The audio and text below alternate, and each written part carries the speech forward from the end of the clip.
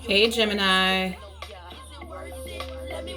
I'm just listening to your song here, and it's Missy Elliott, Work It.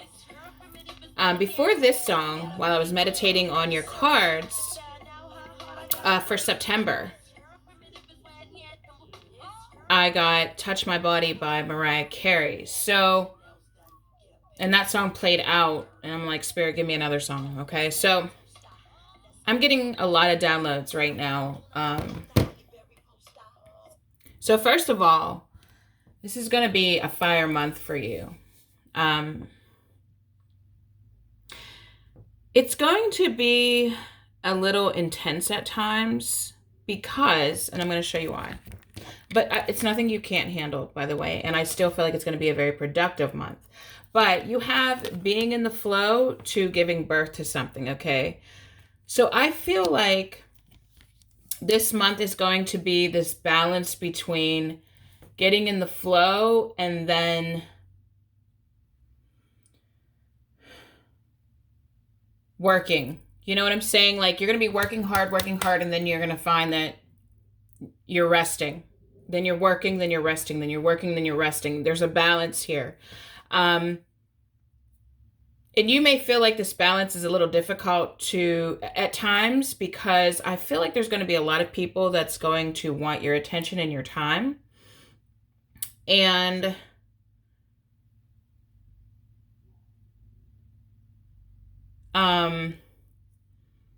it's just going to be like finding this balance of both, like of being able to rest, being able to go, being able to stop, you know, back and forth.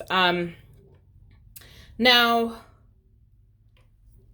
I would say be careful this month because boundaries is going to be something this month that you're going to get some practice in more because you may find or you may feel like people are pushing your buttons, and you may find yourself like ready to snap on them. Because you're going to be so busy, you're not going to really have a lot of time to, you're not going to have any time for BS. You're not going to have any time for anything extra. You're not going to have time for people that's in and out of your life. You're going to be really, really focused on what you're focused on. And I feel like the biggest thing that you're going to be focused on is work. But you're going to notice that there's people that will try to come back into your life from the past. And with this, I'm going to show you these 3 cards here. With this unforgivable act, can you see that? And then you have other end of the stick. Wait a minute. And then you have experience. So with that, what I feel like it's saying is that people that in your past who, where there was an imbalance of give and take, where, you know, it just, the relationships or the friendships or whatever they are, they just didn't give to you, or they did things to you, you felt that were not forgivable, that there's no way to move forward, that things are not the same. You're going to put a halt on those and you're going to leave those situations behind because you're just not, you're going to find that you just don't have the time to put the energy in. And look, I mean, I have quite a few cards here pulled, but I want to show you. You got this Ace of Spears, which is the Ace of Wands. Then you have the Justice card, okay? Then you have the Four of Swords. This is so interesting how this is, because it's like 2 different energies and you're blending them together. And then you have the Knight of Coins, right? The Knight of Pentacles. So I feel like what this is saying is that I feel like it's saying a couple different things. Where you've been giving this energy to in your mind, in your emotions, or just your time, you're going to reevaluate what you've been giving your energy to, and if you should continue to give your energy to that. And you're actually going to pause. You're going to take a step back from those things that seem to drain you because you're working on this with the the Knight of Pentacles. You're really working on something here, some kind of goal that you're trying to manifest. And you just feel like you don't have the time or the energy, and anything extra that comes in that's not giving just as much as it's receiving from you, you'll find that it'll drain you quickly and it'll put you down. Like you'll feel yourself a lot less energy. You'll feel like you're more tired, more sleepy, and you need to conserve all your energy because this is Virgo season, and Virgo is about work. It's about going over the details, the fine print, putting that work in, and also your health.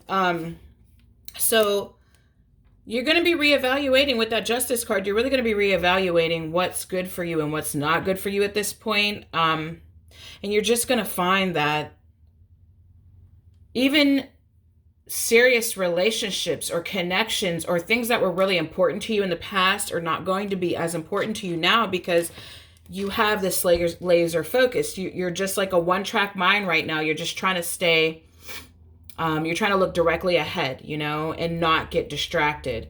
And I feel like this has been something that you've been working on for a while, Gemini, because I feel like I've given this reading quite a few times, but we just keep fine tuning it. So you are definitely moving towards this goal. And in your love life here, let me just look here. See, you have two different energies in your love life too. And this could be because Gemini and Virgo share the same planet, which is Mercury, right? And they are both like the gods of communication. But the way that they communicate and the way that they analyze are two different ways. And so that's why you could find yourself like half Gemini, half Virgo this month, right? And that's where it conflicts a little, but ultimately it'll end up helping you. But in your love life, you see, you have like, I'm going to live like tomorrow doesn't exist. And then you also have, I'm going to tell him or her how I feel. So I kind of feel like you're going to go back and forth from not caring about somebody that's in your past. It's like you're just going to be living your life riding a wave, working on this thing that you're working on. And then there's going to be moments where it hits you and you're like, I need to talk to and communicate with this person. We need to discuss what happened between us. And I feel like you're going to go back and forth. I want to see what the advice is on that, though. I just want to see what the advice is on what you should do. Okay. I'm seeing in this situation with these three cards, awakening ancient wisdom. Then you have proceed softly and healing the past. Okay. So I'm seeing like don't jump or run to anything. Like if you feel like, oh my God, I have to talk to this person right now, don't do it.